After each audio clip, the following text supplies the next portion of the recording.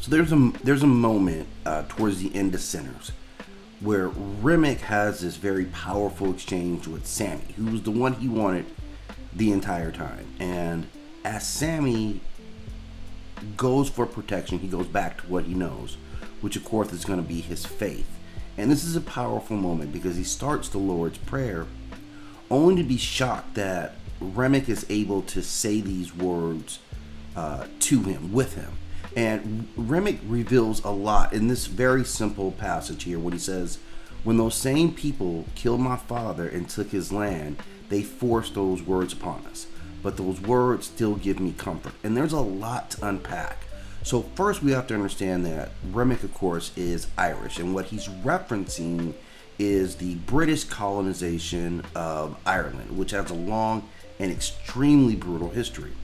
But what he's also doing is tying faith, the spread of, in this case, it would be Protestant beliefs into another land. It's a very cultural erasure that we see the same British people would carry in other parts of the world. So these are the Irish people were the first who really felt the brunt of this British attack.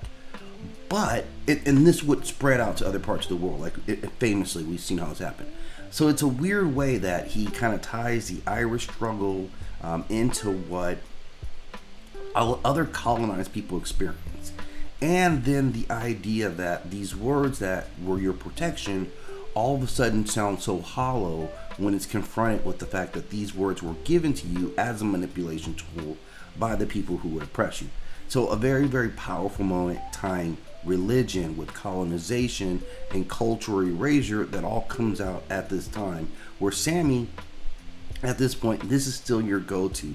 You're still thinking that these words were going to give you protection, only to be completely traumatized when that falls apart in the face of the truth of where these words come from or how they've been manipulated. But a very powerful moment in there when Sammie digs into, with a subtle set of words, a brilliant job by the director, really exposes the scope of what colonization actually was.